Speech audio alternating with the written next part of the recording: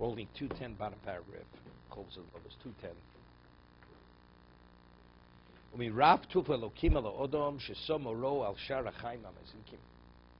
He says the great goodness that Hashem bestowed upon man, that living creatures are afraid of human beings. There's a natural fear. Could you imagine? You know, read that by the in the Midbar when we complained about the mon lechem aklokel, what happened? The vipers came, started to bite people, and they died.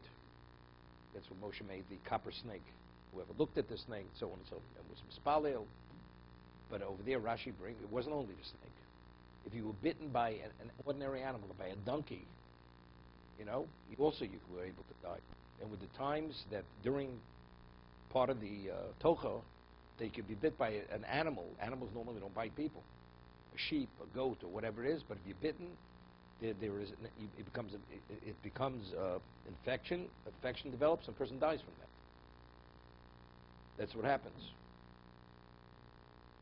Today, people, cops, they want to arrest a criminal. They bite him. They have to get a tetanus shot afterwards. No, seriously, I mean, there's bacteria. You never know. A person could die from it. Right? So you can imagine.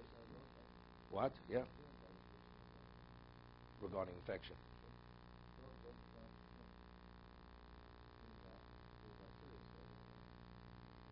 Yeah.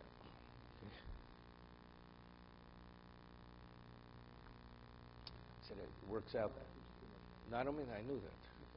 You don't teach me much. But once we said that in the name of the Chovos HaLevavos, a human being, I mentioned the other day, a human being who doesn't wash, the stench of a human being not washing and an animal is a different stench. A human being, it's intolerable. An animal, whatever it is. And the same thing here, because a human being being a spiritual being, things don't maintain themselves as well. An animal is an animal. It's a physical being. So it naturally maintains itself. The systems maintain itself more naturally. A human being has to maintain his physical system. That's the reason why there's development, there's care, and everything has to be processed differently, because you're really a spiritual being. So if you don't take care of it, it actually deteriorates. And that's, so you don't wash. I'm saying it's very good in terms of the mouth. So bacteria, it's an indication of what? Also, it's part of the bacteria needs to break down the food. An animal naturally needs less to break down the food, because an animal is a physical being. It has greater relevance to physicality. A human being, being a spiritual being, it needs all this external other assistance to be able to process and to somehow internally, to integrate the physical with the spiritual. That's the understanding. Okay.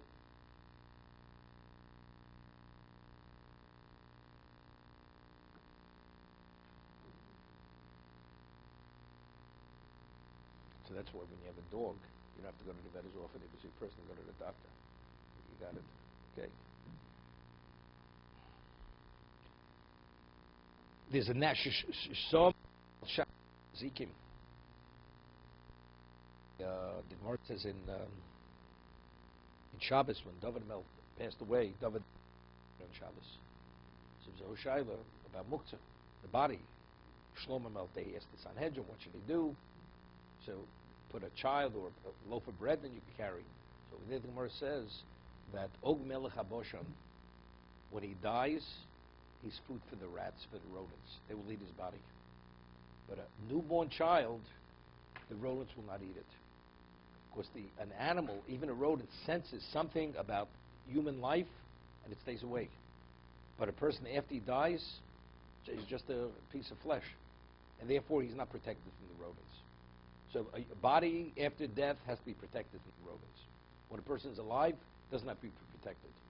Because naturally, that's what he says, there's a natural fear. Because Hashem said, Morachem v'chitchem ya'kochai soretz. V'al hashemayim b'chol asher tirmo sa'adomo chodgya yom b'yad. This is really, on the ultimate level, that was before the Chet of Adam Rishon. Animals were natural. That was the whole idea of what happened with Cain. After he killed Hevel, he says, Kol motzi yargeni. Whoever comes upon him, they're going to kill me. Because until then, there was a spiritual aura that an animal would not go near a person. But now that I committed murder, that spiritual aura is no longer there. So now I'm going to be victimized by the animals. Hashem says, "I give you 7 generations. Put a sign on your forehead, and they'll stay away from you." The Gemara says, we had a Gemara in Chulin.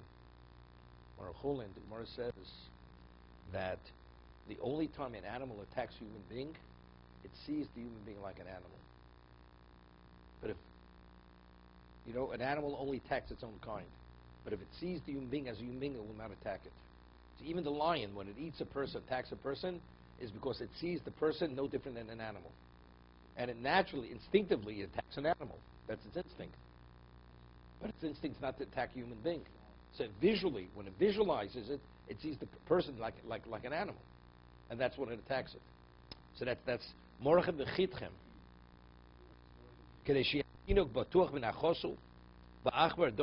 Even a child is protected from the cat and from the rodent, from the mouse. He's quoting the Gemara in Medrash, but it's Gemara Shabbos. Ben Yom HaChayinu tzorch lishom min achborim. Og melech haboshim mes tzorch lishom min achborim. Shenem morachem v'chitchem yakochayos ha'oretz. Well, we have more time. No, we're not finished. Alan. Yeah?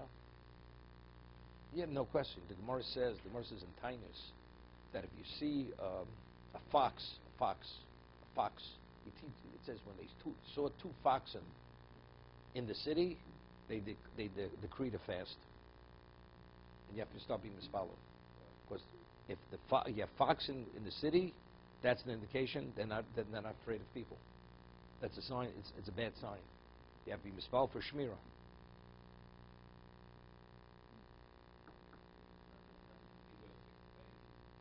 Wow.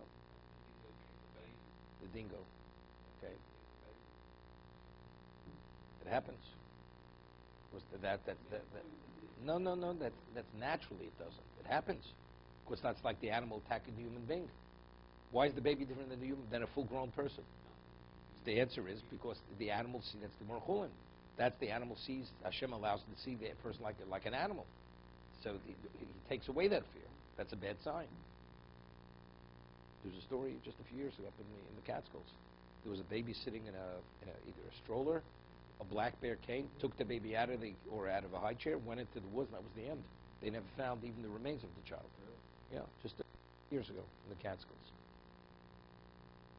Therefore, they said you should never leave a child unattended in the country, because you never know, chas v'sholem, what could happen.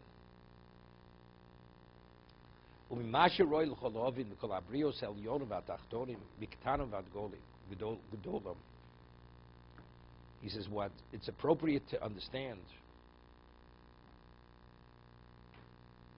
among all creatures, more advanced, less advanced, he says, high and low, from the smallest to the largest.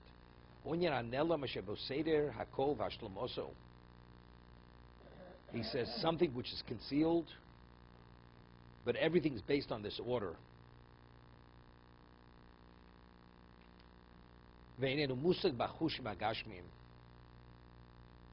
And something which you cannot sense with your physical senses. He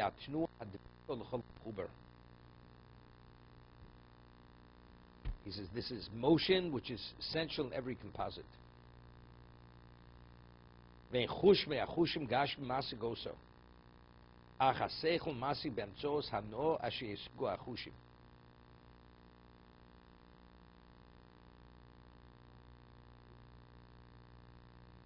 See, so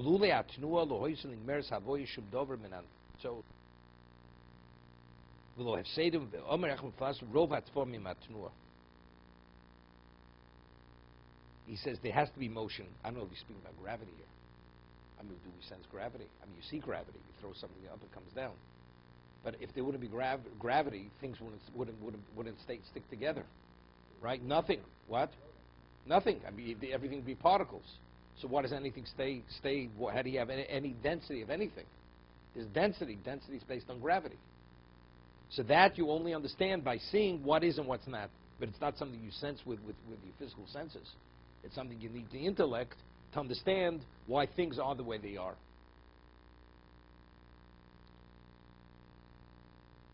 I mean, the whole concept. I mean, circulation, anything. One's bodily functions, right? To expel things out of you. I mean, anything. He doesn't have a need to do bodily functions normally. The moment you sit up or stand, everything starts moving, right? That's gravity. That's what it is. So I mean, it's integral to every aspect of a function.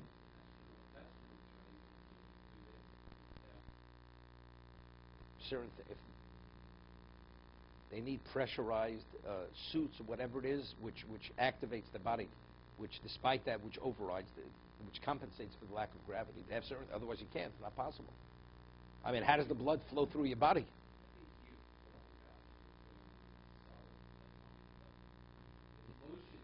No, I'm saying no. That's what I'm saying. Motion, even in the essence of anything. Yeah, but he says you understand that with your intellect. What they understood it then. I understand that. You tell me how you understand it. You understand because you have to understand, such as gravity. Therefore, you shift over to anything, because nothing could stay together without it.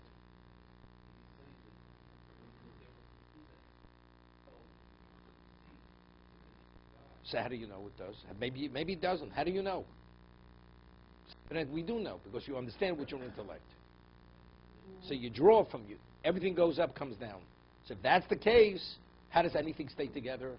The answer is it's the same reality of gravity. To be continued. What's with your seatmate? He's told you yesterday he wasn't coming. Interesting. He looked exhausted yesterday. Barely keep his eyes open. Yeah. It's a good checkup.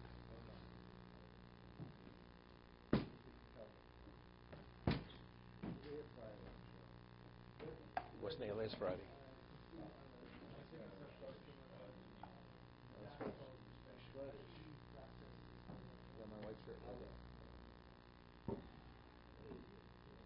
It's the confirmation. Hashem is running the show every step of the way. You could do nothing about it. All you can do is pray and be a better Jew. That's it. Nothing more than that. You can't do anything. Nothing. Like somebody asked me yesterday, somebody called me. A person who's not a person wastes time. He says, do you think Israel's going to attack Iran? I said, it's not relevant. Yeah, I said, you want to waste time? Talk about it. Value, you know. What's the discussion? You could say, what should we do? Okay, that's a discussion. Okay? Be mispal and be a better Jew. That's what you could do.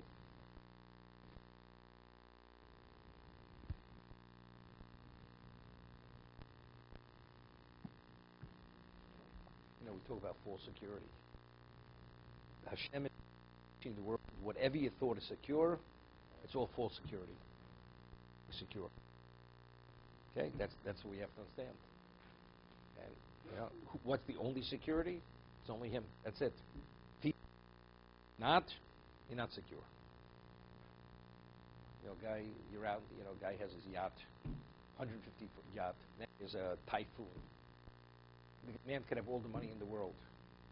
You understand? When you're in that typhoon with your 150-foot yacht, you're less than a droplet of water in the ocean. So where's your security? There's nothing I can do. Okay, so let's hear what you have to say. Same thing. That's what Hashem's done to the world. He stripped away almost every sense of security. Financial, physical, mental, emotional, everything. It's a disaster.